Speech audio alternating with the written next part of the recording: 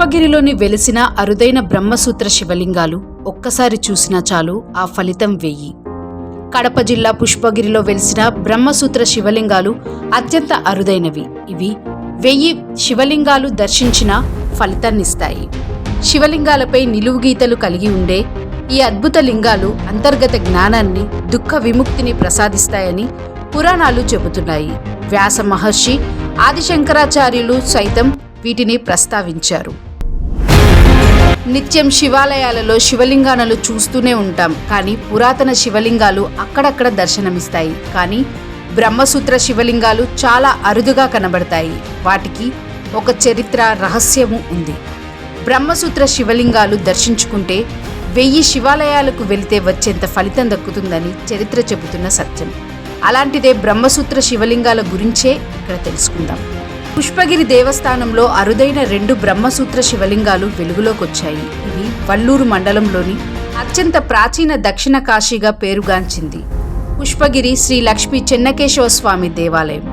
ఇక్కడ గాలిగోపురం పక్కన ఉన్న శ్రీ రంగనాథ స్వామి ఆలయంలో శివలింగానికి, శివాలపల్లిలోని శ్రీ కాశీ విశ్వేశ్వర స్వామి ఆలయ శివలింగానికి బ్రహ్మసూత్రాలు ఉంటాయి. ఈ 2 చోట్ల మాత్రమే ఈ బ్రహ్మసూత్ర శివలింగాలు ఉన్నట్లు పురాణం చెబుతుంది. పురాతన శివలింగాలలో శివలింగంపై నిలువు గీతలు దర్శనమిచ్చేవి అంటే అవి చాలా అరుదైన శివలింగాలుగా చెబుతారు. అన్ని శివాలయాలలో శివలింగాలకు ఈ విధమైన గీతలు ఉండవు. కానీ ఇప్పుడు మనం చెప్పుకుంటున్న ఈ బ్రహ్మసూత్ర శివలింగాలకు సంబంధించి శివలింగంపై నిలువు గీతలు ఉండి బ్రహ్మసూత్రాలు కలిగి ఉంటాయని స్థల పురాణం చెబుతుంది. వీటిని వేద సూత్రాలు అని కూడా అంటారు. వీటి గురించి వ్యాస మహర్షి రచించిన బ్రహ్మసూత్ర బాదరాయణకు చెందిన గ్రంథంలో వివరంగా ఉన్నట్లు సమాచారం. అలాగే ఇవే బ్రహ్మసూత్రాలపై ఆదిశంకరాచార్యులు అనేక వివరణలు కూడా ఇచ్చేవారనేది నానుడి.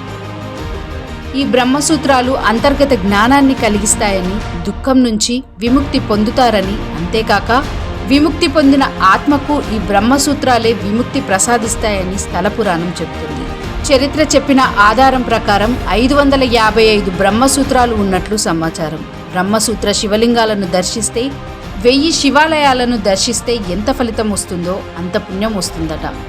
శివాలపల్లి శ్రీ కాశీ విశ్వేశ్వర స్వామి ఆలయంలో శ్రీ కాశీ విశ్వేశ్వర శివలింగానికి బ్రహ్మసూత్రం మధ్యలో ఒక నిలువాటి స్తూపాకార గీతలుంటే, దానికి కొంచెం క్రిందగా పార్శ్వ భాగంలో వంపు తిరిగిన గీతలుంటాయి. అలాగే శ్రీ గంగాధరేశ్వర ఆలయంలోని బ్రహ్మసూత్ర శివలింగం మధ్యలో స్తూపాకార గీతలుంటే, దానికి సమానంగా పార్శ్వ భాగాలలో నిలువు రేఖలు, అలాగే వాటికి కింద తలంలో వంపు గీతలు ఉంటాయి.